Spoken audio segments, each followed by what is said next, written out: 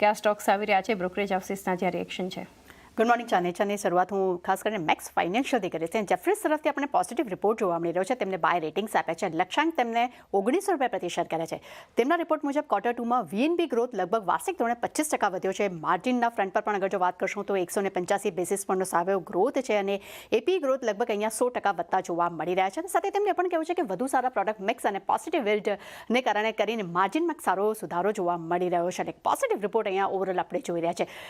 Jindal stainless પર નજર કરશું. જેફરીઝ તરફથી આપણને રિઝલ્ટ બાદ બાય રેટિંગનો રિપોર્ટ જોવા મળ્યો છે. લક્ષ્યાંક તેમને ₹925 પ્રતિ શેર કર્યા છે. તેમનું કહેવું છે કે કંપનીના પરિણામ ખૂબ જ મજબૂત રહ્યા છે. એબિટા લગભગ 17% વધ્યા છે. અને ખાસ કરીને સ્ટેનલેસ સ્ટીલની આયાત જે છે ત્યાં થોડું ઘણું એક જોખમ ભર્યું અહીંયા વાતાવરણ જે છે તે જોવા મળી શકે છે. પરંતુ FY28 સુધીમાં બેલેન્સ શીટ જે છે તે નેટ કેશમાં ફેરવાઈ જશે તેવા અનુમાન રાખી રહ્યા છે. એટલે ખૂબ જ પોઝિટિવ અહીંયા તેમના તરફથી આપણને બ્રોકરેજ રિપોર્ટ આવતા જોવા મળી રહ્યા છે. ONGC પર આપણને અલગ અલગ બ્રોકરેજ રિપોર્ટ છે. સેલેસ તરફથી જોઈશું તો આઉટપરફોર્મ રેટિંગનો રિપોર્ટ છે. લક્ષ્યાંક તેમને ₹330 પ્રતિ શેર કર્યા છે. અહીંયા તેમનું કહેવું છે કે ખાસ કરીને કંપનીના એબિટ અને નફો બંને જ અહીંયા પોઝિટિવ રહ્યા છે. ખાસ કરીને Q1 FY27 સુધીમાં KG-98-2માં ગેસનું ઉત્પાદન છે તેઓ વધવાની અપેક્ષા રાખી રહ્યા છે. અને 2026માં દમણ ઓફશોર્સ ફિલ્ડમાં ઉત્પાદન વધવાનું પણ તેમને ગાઈડન્સ આપ્યું છે.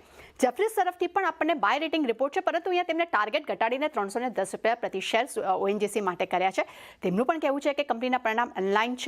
સ્ટોક ગોલ્ડ પિયર્સની સરખામણીએ સસ્તા જોવા મળી રહ્યા છે. અને મેનેજમેન્ટને ખાસ કરીને Q4 FY26માં તેમને ઉત્પાદન ગ્રોથ ગાઈડન્સ અહીંયા તેમને વધાર્યું છે. એટલે અહીંયા પણ પોઝિટિવ રિપોર્ટ છે. નુમુરા તરફથી બાય રેટિંગનો રિપોર્ટ ONGC માટે છે. તેમને પણ ટાર્ગેટ ઘટાડીને ₹270 પ્રતિ શેર કર્યા છે.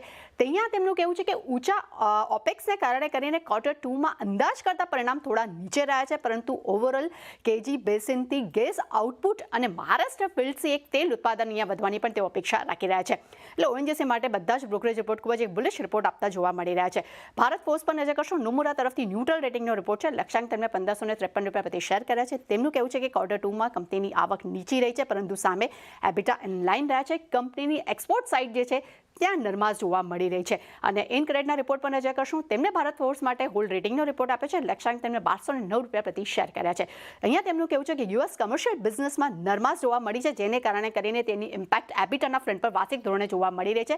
અને એબિટા લગભગ અહીંયા 12% ઘટતા જોવા મળ્યા છે. અને છેલ્લે નજર કરશું એ છે ક્રોમ્પ્ટન કન્ઝ્યુમર પર. અહીંયા રિઝલ્ટ બાદ HSBC તરફથી આપણને બાય રેટિંગનો રિપોર્ટ છે. તેમને પણ અહીંયા ટાર્ગેટ ઘટાડ્યા છે. ₹430 પ્રતિ શેર કર્યા છે. તેમનું કહેવું છે કે ECT ગ્રોથમાં નરમાશ અને ખર્ચનું જે દબાણ જે છે તે Q2માં એક ખાસ સારી એવી નરમાશ લાવી રહ્યા છે. અને પરંતુ સાથે તેમનું એવું છે કે નજીકના ગાળામાં અર્નિંગ્સ અનુમાન જે છે લગભગ 16 થી 20% ઘટી શકે છે. પરંતુ તેમના તરફથી આપણે બાય રેટિંગનો રિપોર્ટ છે. ટાર્ગેટ તેમને ઘટાડ્યા છે. એટલે ચાની નો ડાઉટ ઘણા બધા બ્રોકરેજ રિપોર્ટ છે, પણ દરેક પર એક્શન રહેશે. જી, આ બધા સ્ટોક્સ પર એક આપણે ફોકસ રાખીશું બ્રોકરેજ હાઉસીસના રિએક્શનને લીધે. તૃપ્તિ, આભાર આપનો સમગ્ર માહિતી માટે.